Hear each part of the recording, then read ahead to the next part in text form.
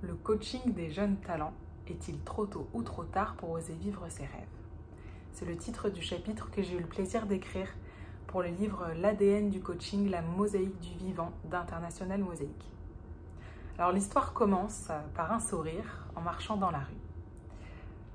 Je suis Camille Fitoussi, entrepreneur, coach certifié, et ce jour-là, je marche dans la rue en me réjouissant des belles opportunités qui viennent à moi et qui vont continuer de venir.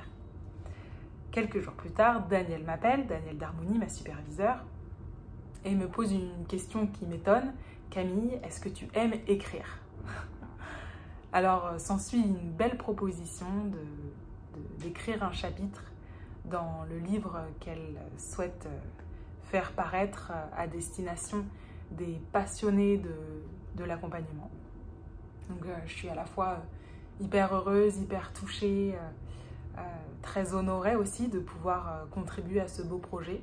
Et puis à la fois en prise de doute qui commence à arriver.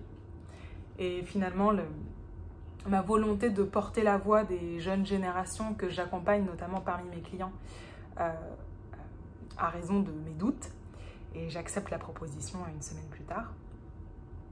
Je trouve très vite le sujet du rapport au temps, parce que je me rends compte que ces jeunes générations que j'accompagne sont pris dans une forme de double injonction. D'une part, il est trop tôt pour eux, du fait de leur manque d'expérience et donc de crédibilité pour se lancer dans la réalisation de leurs rêves. Et puis à la fois, il est trop tard, du fait de l'urgence, du sentiment d'accélération, du FOMO dont je parle dans le chapitre, et de l'urgence environnementale aussi. Et donc, pris dans cette double injonction, peuvent arriver souvent de la sidération, et donc le sujet que j'ai envie de traiter, avant d'y plonger vertigineusement moi-même dans le processus d'écriture, où je me retrouve à la fois en questionnement sur ma légitimité à écrire aux côtés de co-auteurs que j'admire particulièrement.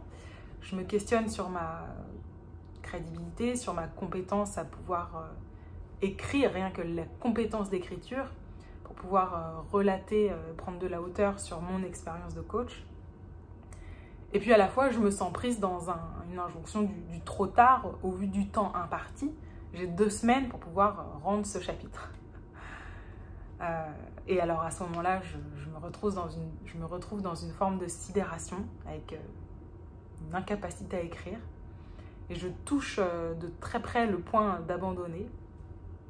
Et c'est à ce moment-là que je me reconnecte et que je trouve l'élan et la force d'oser. Et donc c'est ce processus-là, ce processus même que je vous explique dans le chapitre et qui fait écho à pas mal d'épisodes de ma vie.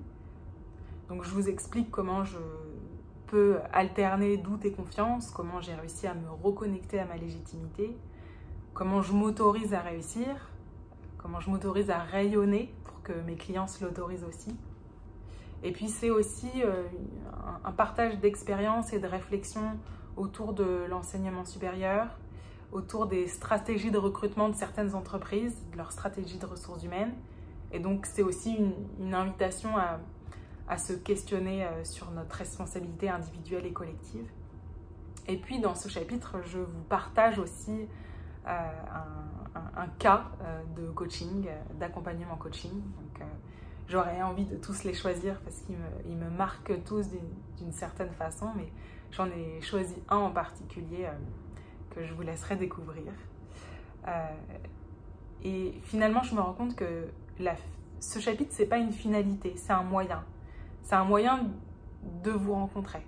Vous qui êtes en train d'écouter cette vidéo, qui lirez peut-être le chapitre, et qui me contacterait si le cœur vous en dit pour transformer ces monologues en dialogue. Et je suis très preneuse de vos retours, de vos inspirations, de tout ce que cette lecture pourra susciter chez vous. J'aimerais que ce chapitre soit au service de la rencontre entre nous, entre vous.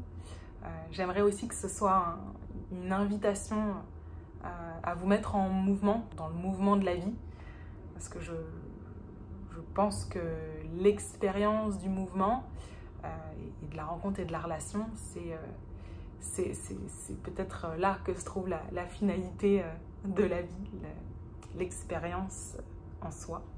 Et j'aimerais conclure sur le fait que cette double injonction du trop tôt, trop tard, elle est aussi conjoncturelle, structurelle d'une certaine façon.